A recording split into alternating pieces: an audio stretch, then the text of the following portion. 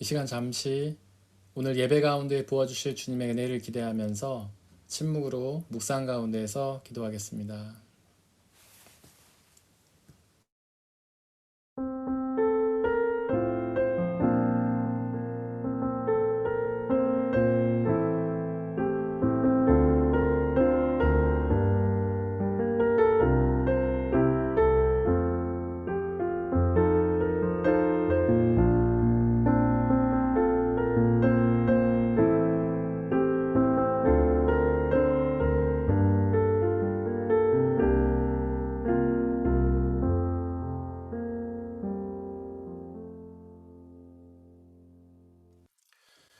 오늘은 주연절 후 5번째 주일입니다. 이 땅에 사람으로 오신 예수님에게서 하나님의 모습이 드러났습니다. 이 시간 그 하나님이시면서 동시에 예수님이신, 동시에 인간이신 예수님에게 우리 예배를 드리겠습니다.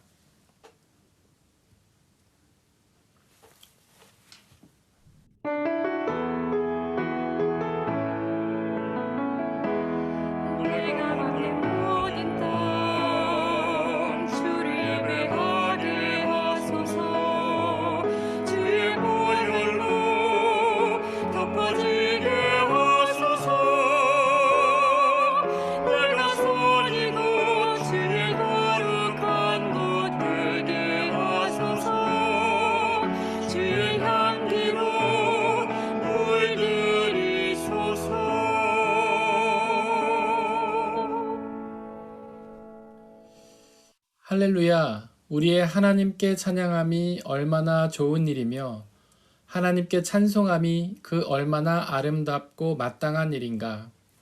하나님은 영이시니 예배하는 자가 영과 진리로 예배할지니라. 아멘. 사도신경으로 우리의 신앙을 고백하겠습니다. 나는 전능하신 아버지 하나님, 천지의 창조주를 믿습니다. 나는 그의 유일하신 아들, 우리 주 예수 그리스도를 믿습니다. 그는 성령으로 잉태되어 동정녀 마리아에게서 나시고 본디오 필라도에게 고난을 받아 십자가에 못 박혀 죽으시고 장사된 지 사흘 만에 죽은 자 가운데서 다시 살아나셨으며 하늘에 오르시어 전능하신 아버지 하나님 우편에 앉아 계시다가 거기로부터 살아있는 자와 죽은 자를 심판하러 오십니다. 나는 성령을 믿으며 거룩한 공교회와 성도의 교제와 죄를 용서받는 것과 몸의 부활과 영생을 믿습니다. 아멘.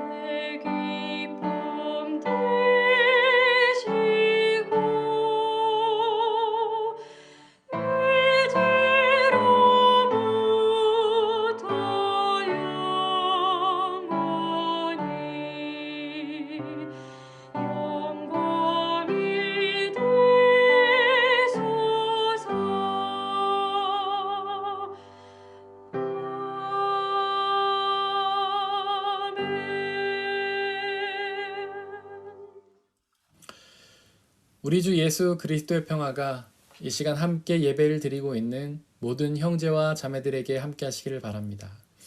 우리 함께 예배를 드리고 있는 분들에게 평화 인사를 전하도록 하겠습니다. 주의 평화가 함께 하시기를 바랍니다. 주의 평화가 함께 하시기를 바랍니다. 이 시간에는 이도균 집사님께서 저희를 대신해 기도해 주시겠습니다.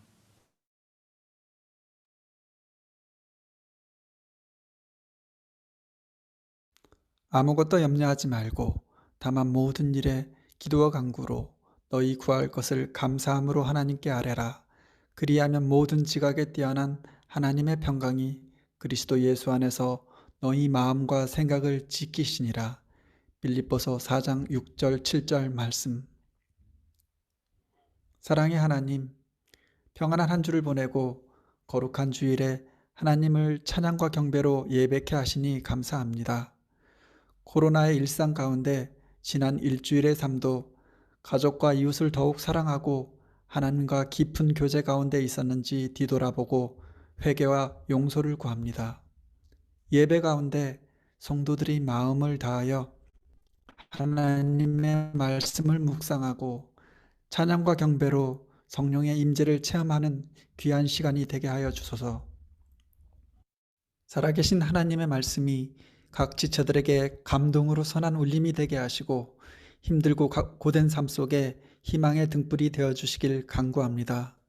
주님, 생활 깊숙이 파고든 코로나와 함께한 여정 속에 우리의 삶은 최근 1년 동안 일상에서 행동과 생각에 많은 변화를 겪습니다. 고난 속 광야의 백성처럼 어느덧 마음 한켠엔 불평과 원망이 쌓여가는 일그러진 자아를 발견합니다. 용서하여 주시옵소서. 마음을 돌이켜 이전보다 가족과 함께 주어진 시간을 사랑으로 채우고 사회적 거리 가운데 소외된 이웃을 연민으로 함께 돌보사 회복과 희망을 꿈꾸게 하소서. 기도하는 다락방에서 부단히 하나님만을 생각하고 신실하신 성령의 빛을 바라보게 하소서. 주님, 주변에 전염병으로 생을 마감하거나 고통으로 신음하는 환자들을 목도합니다. 속히 치유되어 건강한 일상으로 돌아오도록 도와주시옵소서. 그들의 몸과 영혼을 강건하게 하시고 감염의 확산을 하루빨리 막아주시길 간절히 간구합니다. 현장에 있는 의료진들이 우리를 섬기도록 부르심에 감사드립니다. 의료진과 그들의 가족들을 안전하고 건강하게 보호하소서. 병에 대한 진단과 치료, 대책에 대한 충분한 지식을 얻을 수 있도록 지혜를 허락하시어 이 위기를 온 인류가 협력하여 선으로 극복하게 하소서. 전 세계에 있는 그리스도인들이 더 기도하고 더 나누고 더 사랑하고 더 섬기고 복음을 더 전할 수 있도록 이끌어 주시옵소서. 그리하여 예수 그리스도의 이름이 온 세상에서 더욱 영광 받으시게 하소서. 아버지, 주님은 선하시며 온전히 선하신 일들을 행하실 것을 믿습니다. 이 위기의 시대에 어느 때보다 우리의 믿음을 강건히 지킬 수 있도록 이끌어 주시길 간절히 간구합니다. 사랑으로 우리를 위해 목숨 바치신 신실하신 목자 예수 그리스도의 이름으로 기도드립니다. 아멘. 우리 기도를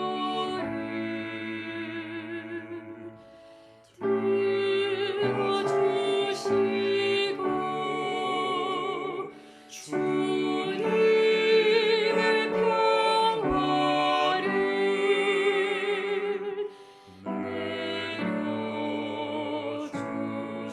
내려주소서.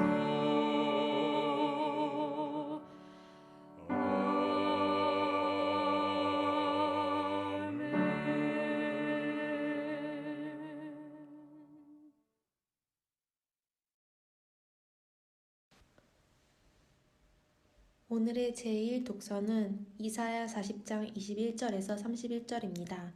모두 주님의 말씀을 들으십시오. 너희가 알지 못하였느냐? 너희가 듣지 못하였느냐? 태초부터 너희가 전에 들은 것이 아니냐? 너희는 땅의 기초가 어떻게 세워졌는지 알지 땅 위에 저 푸른 하늘에 계신 분께서 세상을 만드셨다. 땅에 사는 사람들은 하나님 보시기에는 메뚜기와 같을 뿐이다. 그는 하늘을 마치 얇은 휘장처럼 펴셔서 사람이 사는 장막처럼 쳐 놓으셨다. 그는 통치자들을 허수아비로 만드시며 땅의 지배자들을 쓸모없는 사람으로 만드신다.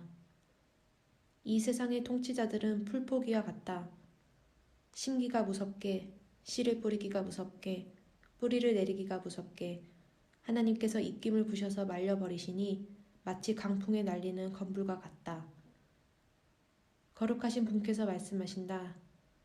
그렇다면 너희가 나를 누구와 견주겠으며 나를 누구와 같다고 하겠느냐? 너희는 고개를 들어서 저 위를 바라보아라. 누가 이 모든 별을 창조하였느냐?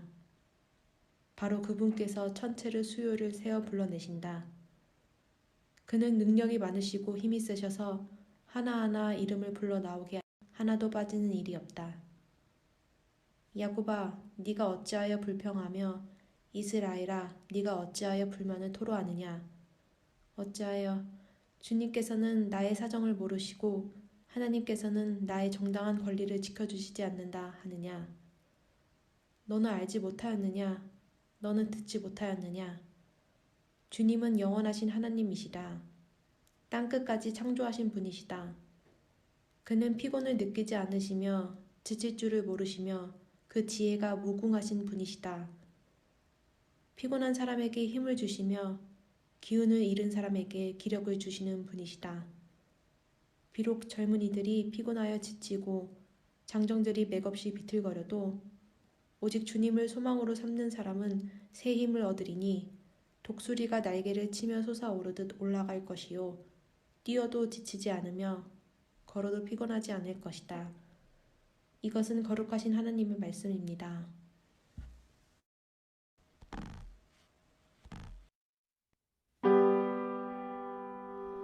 아멘. 아멘.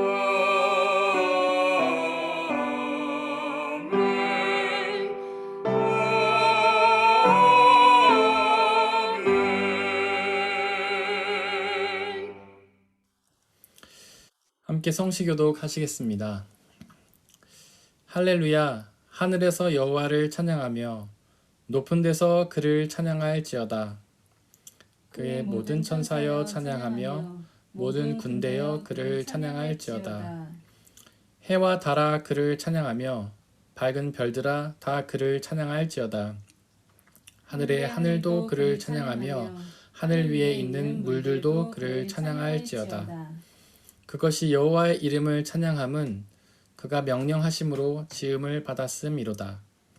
그가 또 그것을 영원히 세우시고 패하지 못할 명령을 정하셨도다. 여호와의 이름을 찬양할지어다. 그의 이름이 홀로 높으시며 그 영광이 땅과 하늘 위에 뛰어나심이로다. 그가 그의 백성의 뿔을 높이셨으니 그는 모든 성도 곧 그를 가까이 하는 백성 이스라엘 자손의 찬양받을 이시로다. 할렐루야.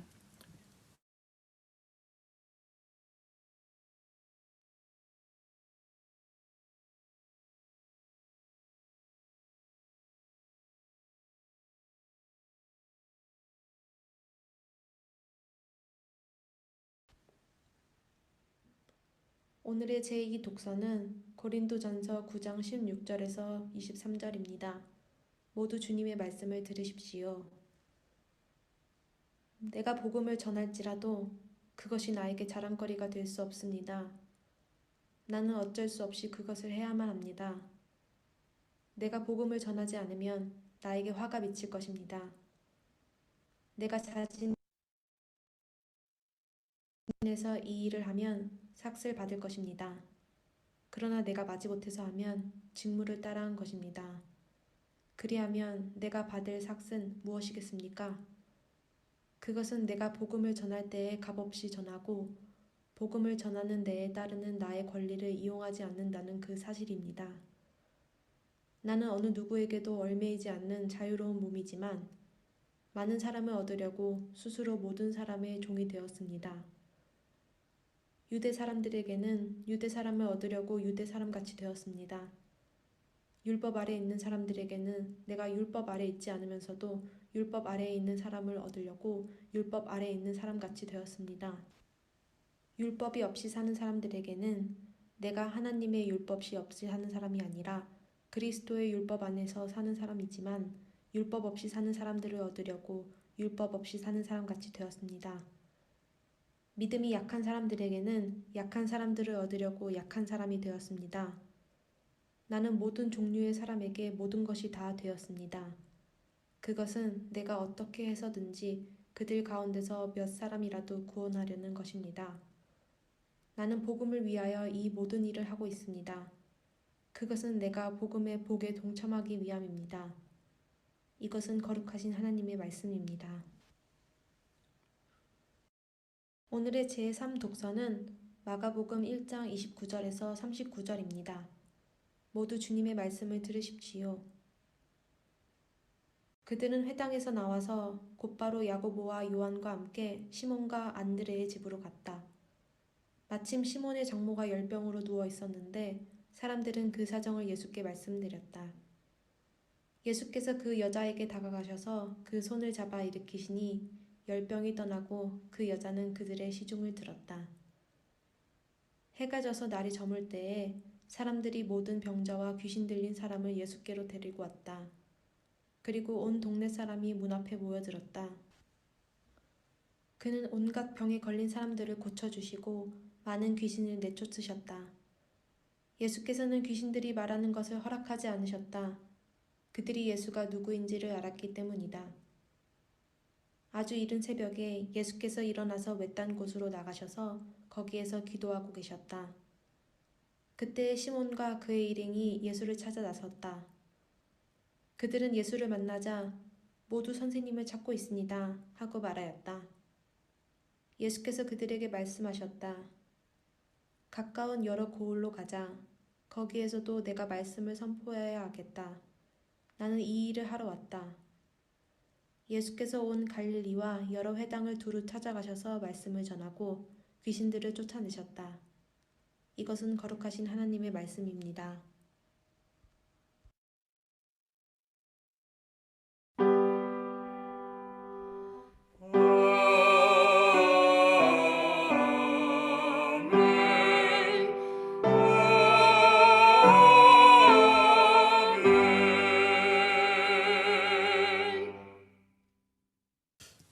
김은영 집사님께서 특주로 하나님께 찬양 드리시겠습니다.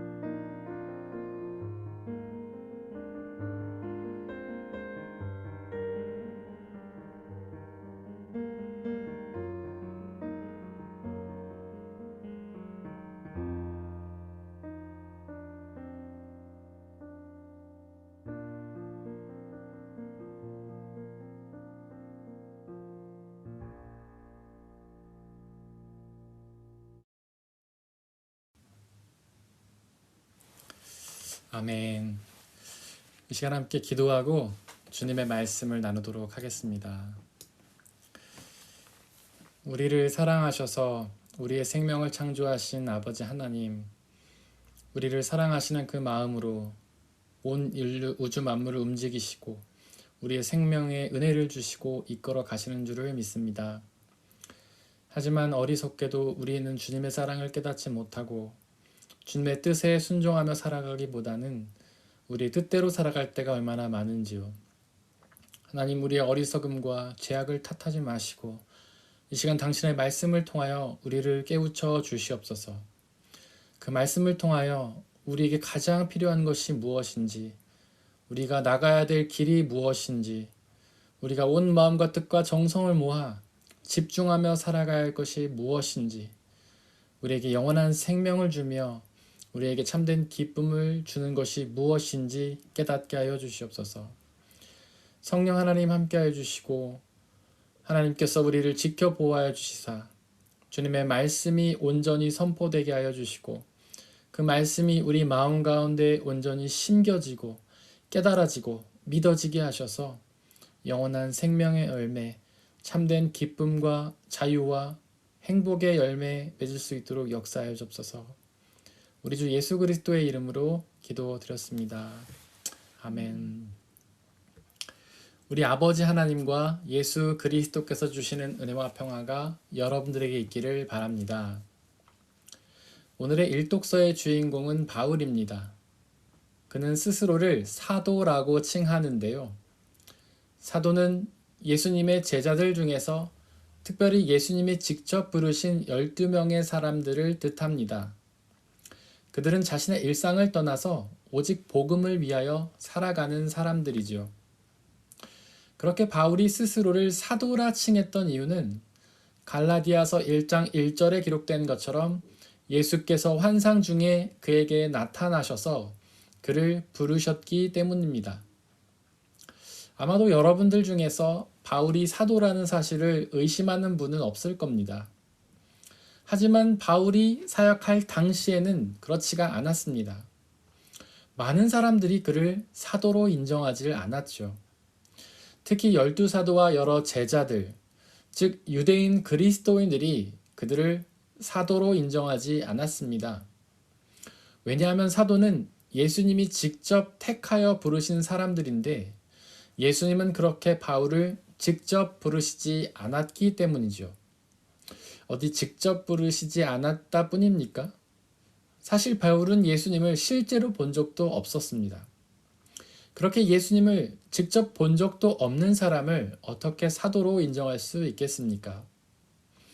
게다가 바울은 예수께서 환상 중에 나타나셔서 자신을 부르셨다고 주장했는데요. 그렇게 신비로운 주장은 우리가 받아들이기 어렵지 않습니까? 심지어 바울은 원래 그리스도인들을 핍박하던 사람이었잖아요. 그런 사람을 어떻게 사도로 인정할 수 있겠습니까? 도대체 바울은 그렇게 사도로 인정받지도 못하면서도 왜 계속해서 복음을 전했던 걸까요? 사실 그는 원래 유대교의 지도자였잖아요. 상당히 실력 있고 존경받던 지도자였잖아요. 기독교로 넘어오지 않고 그냥 유대교에 남았더라면 훨씬 더 큰 존경을 받았을 텐데요. 왜 굳이 기독교로 넘어와서 그렇게 무시를 당했던 걸까요? 명예나 권력 때문은 아닐 겁니다. 명예와 권력은 이전에 훨씬 더 많았기 때문이죠. 돈 때문도 아닐 겁니다. 돈도 이전에 훨씬 더 많았기 때문이지요. 심지어 그는 이독서 18절에 기록된 것처럼 복음을 전할 때에 값없이 전했습니다. 즉 사례비를 받지 않았던 것이죠. 처음엔 천막 짓는 일을 하면서 자비량으로 사역했고 나중엔 누디아 집사의 후원을 받아서 사역했습니다. 도대체 왜 그는 그렇게 무시를 당하면서도 계속 복음을 전했던 걸까요? 그 이유는 이독서 16절에 기록된 것처럼 복음을 전하지 않으면 화가 미칠 것 같았기 때문입니다. 즉 복음을 전하지 않으면 하나님께 책망을 받을까 두려웠기 때문이죠. 그의 그 두려움은 거룩한 두려움입니다. 하나님을 온전히 믿기 때문에 생기는 믿음의 두려움이죠. 하나님을 믿지 않으면 하나님이 책망하신다는 사실을 그렇게 두려워하겠습니까?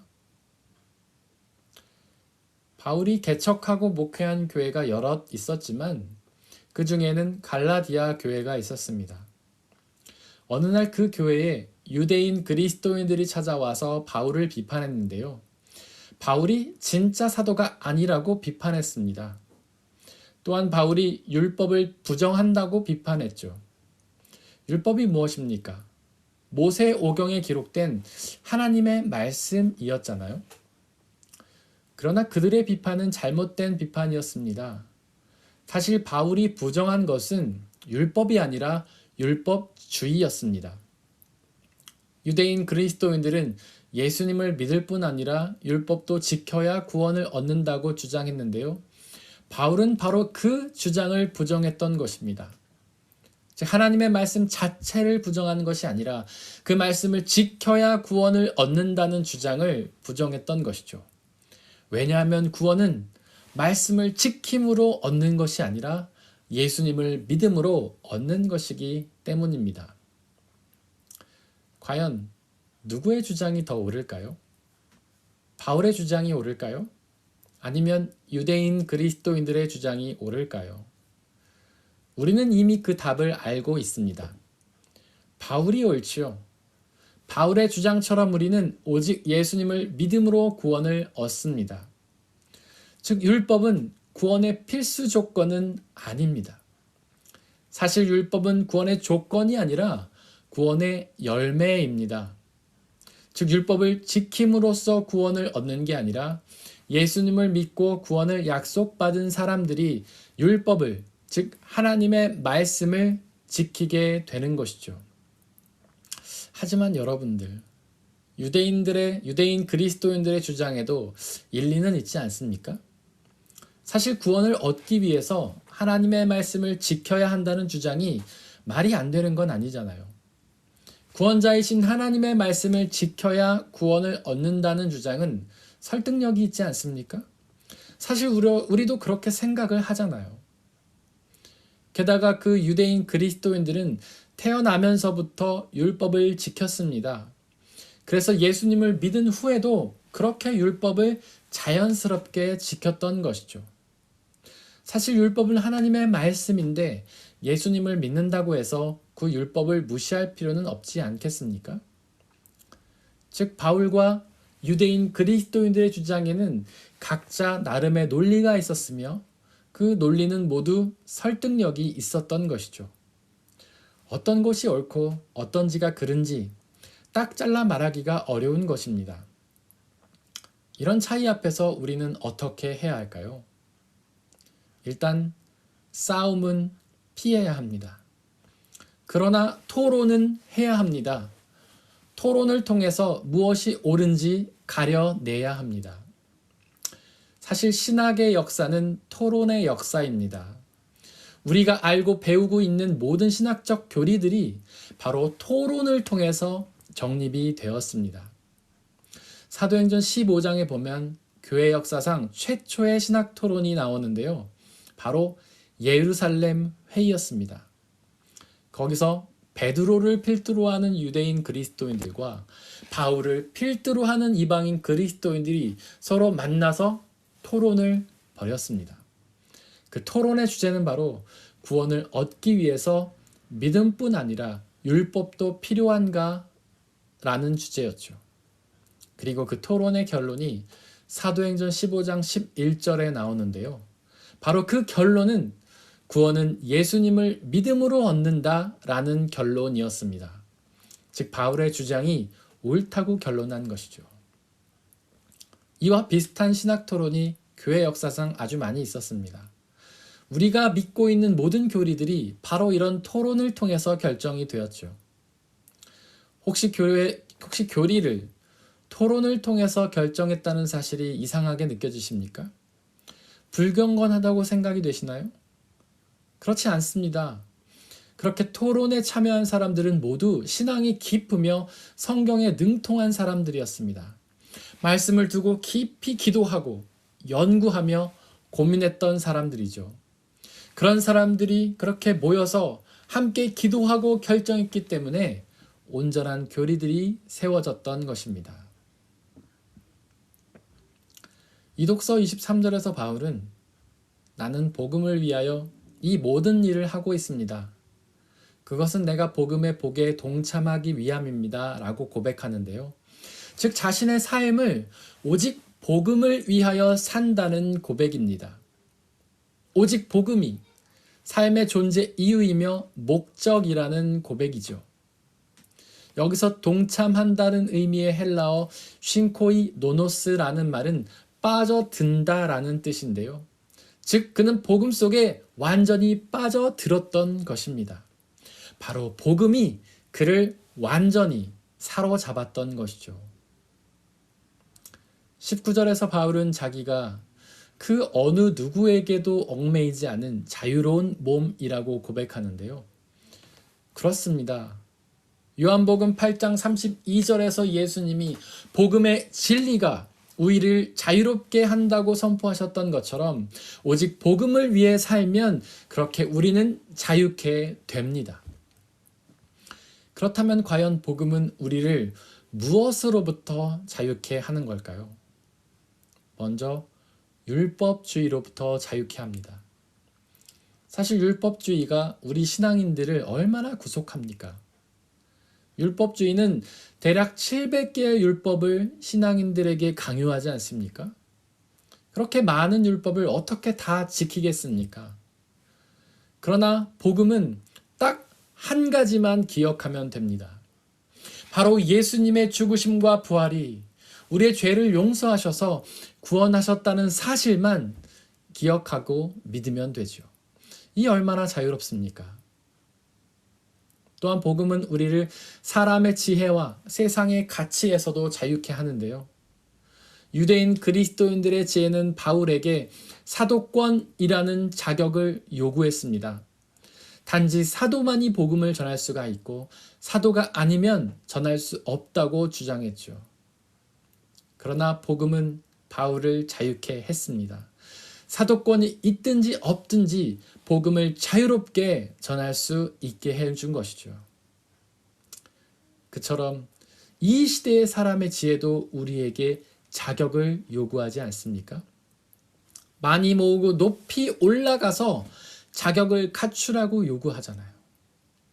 하지만 복음은 오직 예수님만 믿으면 되고 다른 자격은 필요 없다며 우리를 자유롭게 합니다. 복음을 믿는다면 많이 모으려고 할 필요도 높이 올라가려고 할 필요도 없고 그저 우리에게 주신 그 삶의 자유를 누리면 되는 것이죠. 또한 복음은 우리를 세상의 가치에서 자유케 합니다. 바울은 사례비를 받지 않고도 사도의 사명을 신실히 감당했는데요. 바로 하나님의 그의 일용한 양식을 채워주셨기 때문입니다. 그처럼 우리도 오직 복음을 위해 살면 하나님이 우리의 필요를 채워주심으로 세상의 가치에서 우리를 자유롭게 합니다.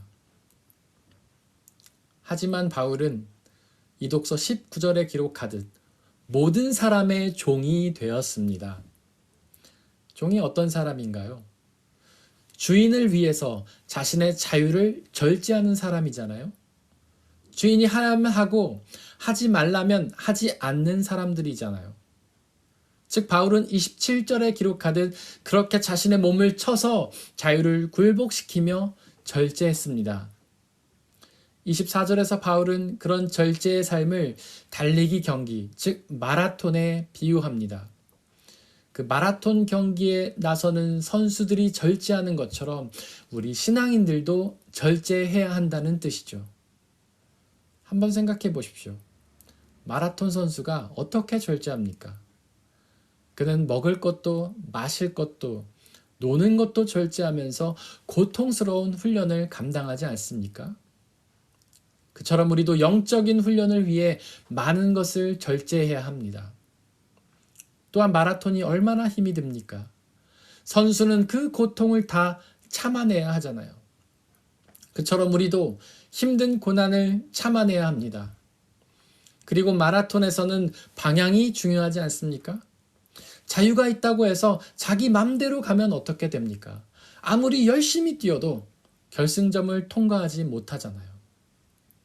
그처럼 우리도 우리의 자유를 절제하며 하나님의 뜻대로 살아가야 합니다. 그렇다면 과연 바울은 무엇을 절제했을까요? 20절 이하에서 그는 자기가 비록 율법을 지키는 사람은 아니지만 율법을 지키는 사람들 앞에서는 율법을 지켰으며 율법을 존중하지만 율법을 지키지 않는 사람들 앞에서는 지키지 않았다고 고백하는데요. 즉 그는 율법을 지키거나 지키지 않을 자유가 그에게 있었지만 바로 그 자유를 절제하는 것입니다. 또한 그는 사례비를 받지 않았는데요. 바로 물질을 누릴 자유를 절제한 것이죠. 도대체 왜 그는 그렇게 자유를 절제했을까요? 그 이유는 19절에 기록된 것처럼 많은 사람을 얻기 위함이었습니다. 즉 더 많은 사람들에게 복음을 전하기 위해 자신에게 주어진 자유를 절제했던 것이죠. 27절에 보니까 그는 남에게 복음을 전하고 나서 도리어 자신은 버림을 받을까 염려했습니다. 그런 염려가 어떤 염려인가요? 좀 쓸데없는 염려 아닙니까? 도대체 왜 바울은 그런 쓸데없는 염려를 했을까요? 바울은 복음을 정말 열심히 전했잖아요. 그가 얼마나 많은 교회를 세웠습니까? 그는 또한 수많은 성경을 기록하여 우리의 신앙을 굳건히 세워줬잖아요. 그렇게 놀라운 일들을 많이 행해놓고서 왜 그는 버림받을까를 염려했던 걸까요? 그 이유는 바로 구원이 우리의 성과와 업적에 따라 결정되는 것이 아니기 때문입니다. 우리가 얼마나 많은 교회를 세웠고 얼마나 많은 사람을 전도했으며 얼마나 많은 신앙적인 기록들을 했는지는 구원과 아무런 상관이 없기 때문입니다. 마태복음 25장에 기록된 양과 염소의 비유를 떠올려 보십시오. 거기서 구원을 얻지 못한 염소들이 의아해하지 않습니까? 즉 그들은 구원을 얻을 거라 기대했던 것입니다. 그들 나름대로는 신앙생활을 잘하며 맡겨진 사명을 잘 감당했던 것이죠. 헌금도 봉사도 전도도 많이 했던 것입니다. 그런데 왜 그들은 구원을 얻지 못하게 된 걸까요? 바로 구원은 그런 성과나 업적으로 얻는 것이 아니기 때문입니다. 바울은 이독서 23절에서 나는 복음을 위하여 이 모든 일을 하고 있습니다. 그것은 내가 복음의 복에 동참하기 위함입니다. 라고 고백하는데요. 즉 오직 복음을 위해서 모든 일을 해야만 복음의 복에 동참하게 되는 것입니다. 오직 복음에 집중해야만 그 복음이 주시는 구원의 복을 받아 누리게 되는 것이죠. 사랑하는 성도 여러분들, 오직 복음을 위하여 모든 일을 하십시오. 오직 복음을 온전히 믿고 그 복음을 전하며 사십시오. 그러면 그 복음이 주시는 구원의 복을 누리게 될 것입니다. 사람의 헤아림을 뛰어넘는 하나님의 평화가 여러분들의 마음과 생각을 그리스도 예수 안에서 지켜주시기를 원합니다. 이 시간에 함께 우리에게 선포된 말씀들을 돌이켜보면서 그 말씀을 붙잡고 마음에 새기며 순종하며 나가게 달라고 잠시 기도하겠습니다.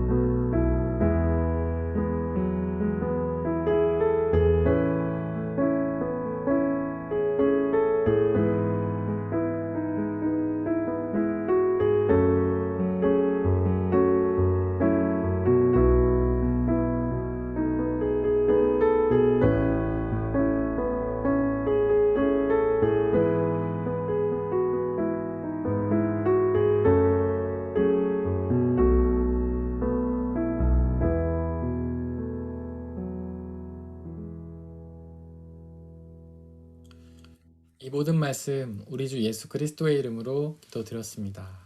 아멘. 우리 주님이 가르쳐주신 기도로 함께 기도하겠습니다. 하늘에 계신 우리 아버지, 아버지의 이름을 거룩하게 하시며 아버지의 나라가 오게 하시며 아버지의 뜻이 하늘에서와 같이 땅에서도 이루어지게 하소서. 오늘 우리에게 일용할 양식을 주시고 우리가 우리에게 잘못한 사람을 용서하여 준 것 같이 우리 죄를 용서하여 주시고 우리를 시험에 빠지지 않게 하시고 악에서 구하소서. 나라와 권능과 영광이 영원히 아버지의 것입니다. 아멘.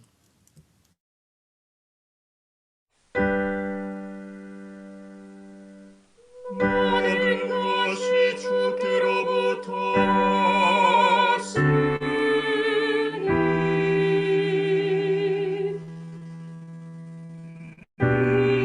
오늘 주께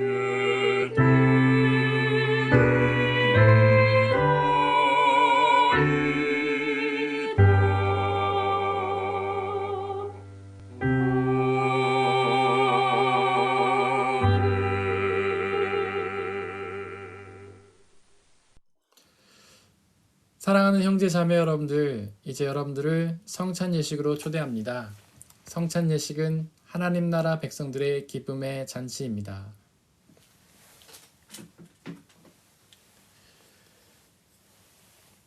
우리 주 예수 그리스도께서 잡히시던 날 밤에 제자들을 모으시고는 떡을 떼사 하늘을 우러러 축사하시고 나눠주시며 말씀하시기를 받아 먹으라. 이것은 너희에게 주는 내 몸이니라. 이것을 행하여 나를 기억하라.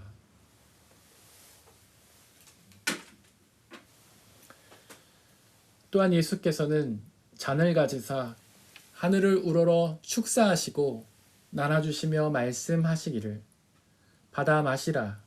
이것은 너희의 죄를 사하기 위하여 흘리는 나의 피 곧 언약의 피니라. 이것을 행하여 나를 기억하라. 우리의 아버지 되신 하나님, 이 시간 간절히 기도하오니 당신의 영신 성령 하나님을 이 떡과 포도주에 보내주시사 우리가 이것을 먹고 마실 때마다 주께서 살아계셔서 우리와 함께 계심을 기억하고 믿게 하여 주옵소서. 또한 이 한 떡과 포도주를 나눠 먹는 모든 사람들이 주님 안에 한 형제요 자매임을 기억하고 믿게 하여 주옵소서. 또한 주님이 다시 오시는 그날까지 이 떡과 포도주를 행하며 주님의 다시 오심을 기다리고 준비하며 소망하게 하여 주옵소서. 이 시간 우리 주님께서는 저와 여러분들을 주님의 식탁으로 초대하십니다. 우리 함께 주님의 몸과 피를 먹고 마시도록 하겠습니다.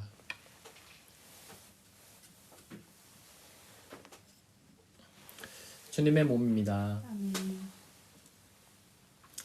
주님의 몸입니다.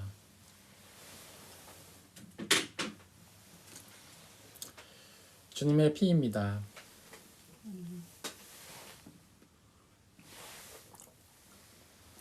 주님의 피입니다.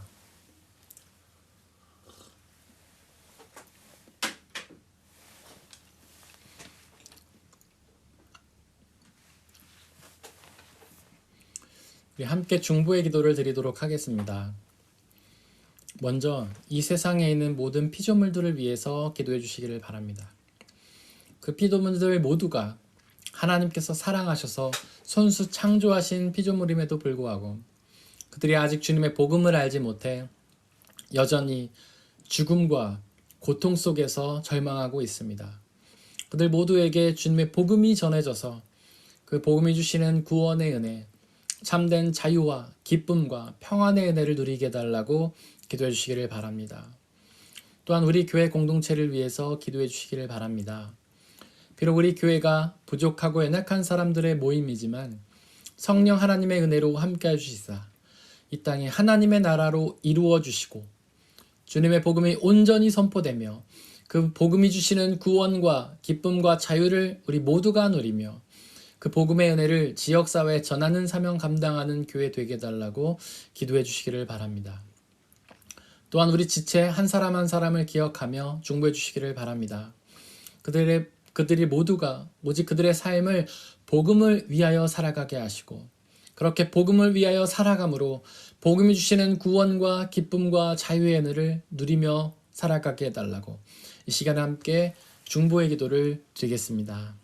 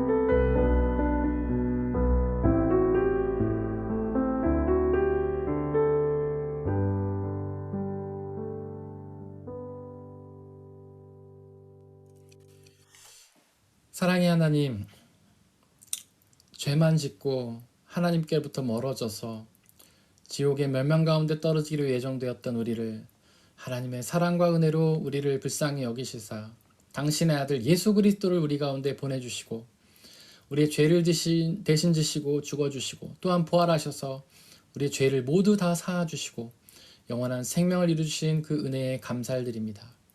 하나님, 그 예수 그리스도의 소식이 우리에게 참된 기쁨을 주는 복음의 소식인 줄을 믿습니다. 하나님, 우리가 오직 그 복음을 위하여 살아가게 하여 주시옵소서. 하나님, 우리는 어리석어서 그 복음을 잊어버리고 세상의 가치에 사람의 지혜에 얽매여 살아갈 때가 얼마나 많습니까? 그러나 하나님, 우리를 불쌍히 여기시사 성령 하나님께서 역사하여 주시고 오직 우리가 복음을 위하여 살아가게 은혜 내려 주시옵소서. 그렇게 우리의 삶을 오직 복음을 위하여 살아감으로 그 복음이 주시는 참된 구원의 은혜를 누리게 하여 주시고 그 복음이 주시는 참된 자유와 기쁨과 평안을 누리게 역사하여 주옵소서. 사탄은 오늘도 끊임없이 우리를 유혹하며 우리를 그 복음에서 떨어뜨리려고 하나님 발버둥을 치지만 그러나 성령 하나님께서 더욱 우리를 붙잡아 주시어서 오직 복음에 사로잡혀서 그 복음에 붙들려서 복음에 온전히 빠져 살아갈 수 있는 우리가 되게 역사하여 주옵소서. 이 시간 드려진 물질을 위해 기도합니다. 그것을 내 것이라 우기지 않고 하나님이 우리에게 주신 은혜임을 고백하며 물질을 드린 모든 손길들을 축복하여 주시고 그의 삶을 통하여 하나님께서 주시는 더욱 긴밀하고 필요한 은혜들로 채워 주시옵소서. 그의 삶이 하나님의 은혜로 날마다 넘쳐나는 복된 삶 되게 역사해 주옵소서. 이 드려진 물질이 오직 하나님의 나라와 영광만을 위해 쓰이게 하여 주시고 이 물질이 쓰여지는 곳곳마다 복음이 선포되며 복음을 통하여 구원과 자유와 기쁨을 누리는 사람들의 숫자가 더욱 많아질 수 있도록 아버지 하나님 역사해 주옵소서. 우리에게 언제나 항상 가장 적절하고 필요하고 좋은 은혜를 주신 하나님께 감사드리며 이 모든 말씀 우리 주 예수 그리스도의 이름으로 기도드렸습니다. 아멘. 우리 예수님의 이름으로 우리 함께 예배를 드리고 있는 모든 분들을 진심으로 환영합니다. 환영합니다. 네, 우리 주보에 있는 말씀 함께 읽어보겠습니다. 주보 맨 뒷면에 보시면 말씀이 두 개가 있는데요. 위에 있는 말씀, 지난주 한 주 동안 저희가 묵상했던 말씀 읽어보겠습니다. 시작. 하나님의 영으로 인도함을 받는 사람은 누구나 다 하나님의 자녀입니다.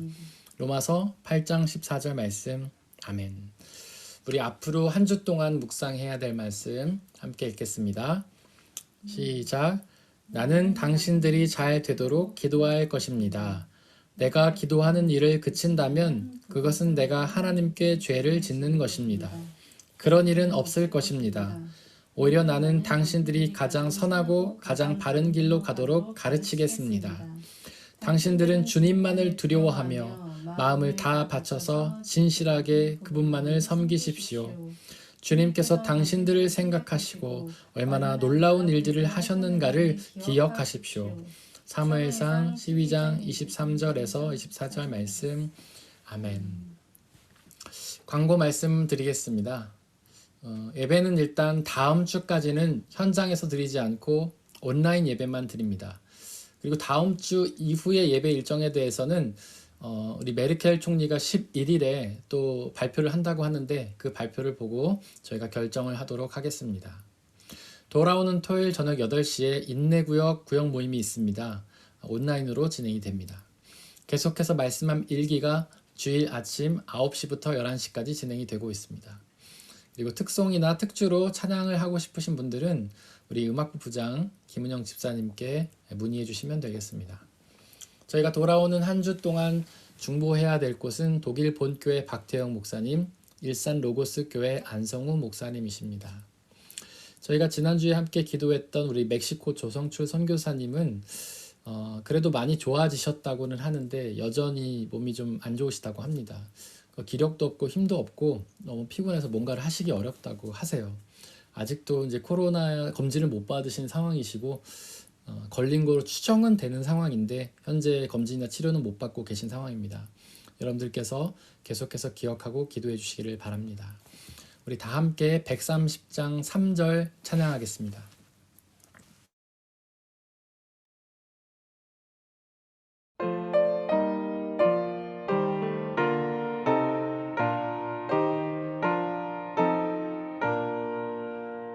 온 천지 만물 성부께 온 성도 모두 성자께 보혜사 성령 힘입어 영원히 찬양합니다.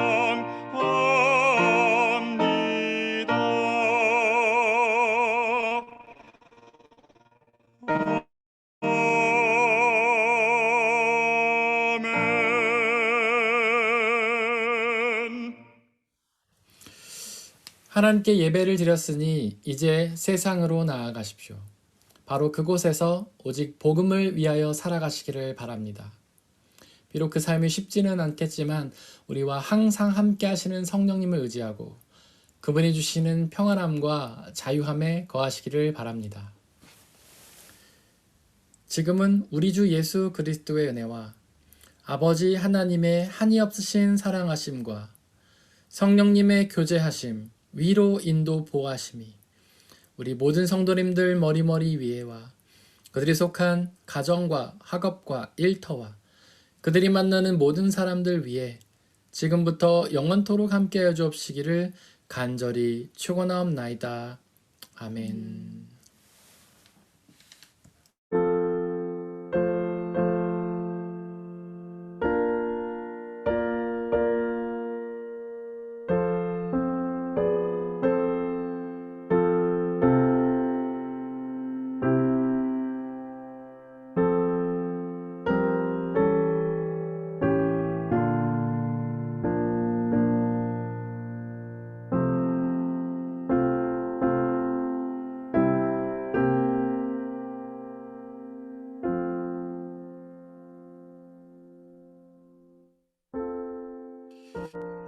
여건이 되시는 분들은 카메라를 열고 또 기념사진을 한번 찍도록 하겠습니다. 다들 평안하시죠? 네, 안녕. 안녕하세요. 오늘 신호는 안 춥나요? 시원하게 입고 있네요. 자, 우리 사진 찍겠습니다. 안녕하세요. 하나, 둘, 셋. 또 좋은 한 주 되시기 바랍니다.